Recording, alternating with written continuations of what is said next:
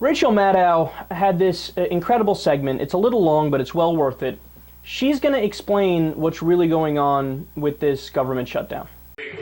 This is what we're going to do. If the government shuts down, we want you with us. We want you with us.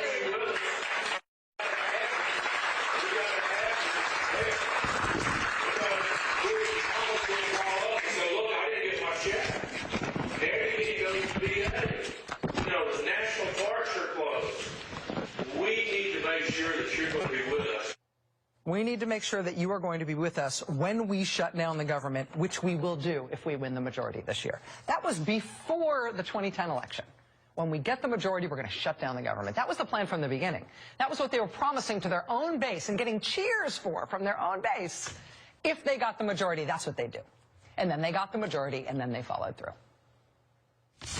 We will do what we have to do to shut down the government if we have to. So you think even if that were to happen, theoretically, it wouldn't be as bad as people make it out? No, I don't think it would be. I really don't. Do you think shutdown should be off the table? Everything ought to be on the table. I got to tell you, most people in my district say shut it down.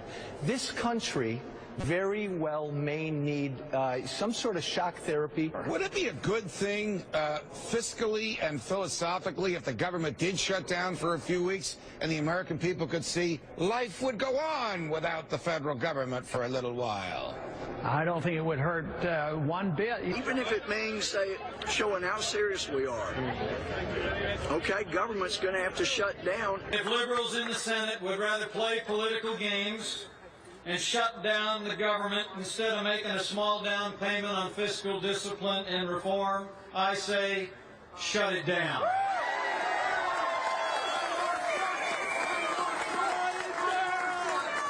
Shut it down. Cut it or shut it. Cut it or shut it.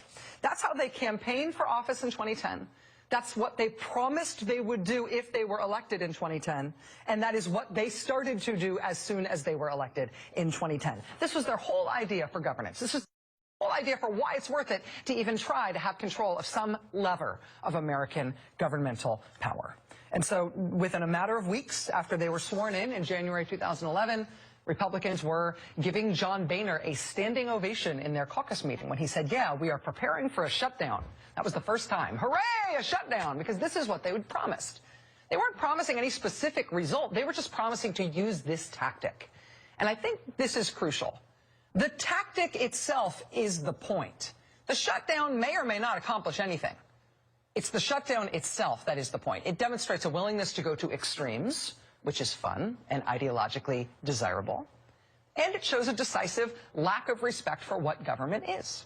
It is a tactical insult to the whole idea of governance. So it's just perfect for the American right, no matter what it accomplishes, even if it accomplishes nothing. The shutdown itself is the point. And so when it started to become clear that Republicans were taking over the House, look back, this was back from 2010. Ahead of the 2010 election, pundits on the right knew what they were going to get excited for. I'm almost giddy thinking about a government shutdown next year. I cannot wait. Why shut it down? Because we'll be able to. Because Republicans are about to win enough control in Washington to be able to do it. They knew that ahead of the election. And then they got elected.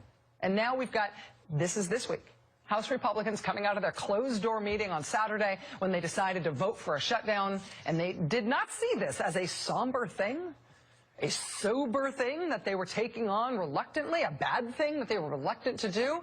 When they came out of that conference meeting, having just decided to shut down the government, they were psyched.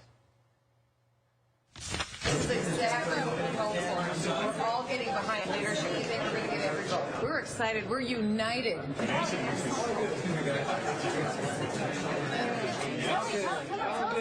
It's all good. Good plan. How'd it go in there? Very good. Very well. Very well. That's great. We're shutting down the government. What could be better? They see this as great news. What is happening tonight is happening tonight because this is what Republicans want to do. This is what they promised to do. This tactic, let's roll, this tactic is an end in and of itself. And that is why there is no talking them out of it. Elect Republicans and they will burn the place down. And they will laugh while they do it and have a great time. Wall Street doesn't like this. Big business doesn't like this. The rich don't like this. And of course, that's who runs the Republican Party.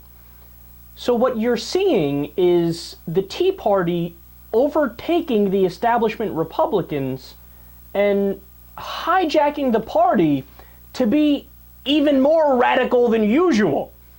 And not only is business against this, it's going to kill the GOP in the polls too. It's a kamikaze mission because the American people are against it also. And this is what I mean when I made the comparison earlier to the Democrats of the 1960s, where the perception of the average American of the Democrats in the 1960s was, hey man, they do LSD, they're wearing the tie-dye shirts, they're hippies, they're dirty, and we don't like them, we're going to vote for the guys in the suit and ties, right? That's the Democrats went too far in one direction. Well, now the Republicans are doing the same thing in the other direction. They are having their 1960s. And look, the only scenario where the Republicans win is if the Democrats cave on some things in order to get a continuing resolution that leaves out the defunding or delaying of Obamacare, which of course is inevitable. They're not going to cave on that because it's already law, right?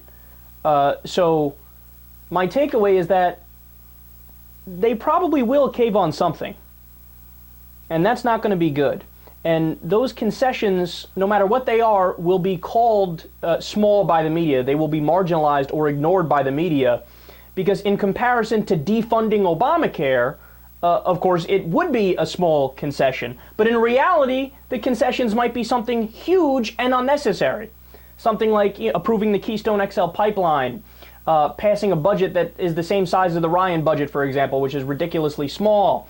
Getting 3 or 4 Republican priorities that the American people are explicitly against, as they showed in the election when they voted for Obama and not Mitt Romney, right? The Democrats might fold on some of those things, and the Republicans might actually get their extremism paid off in one way or another.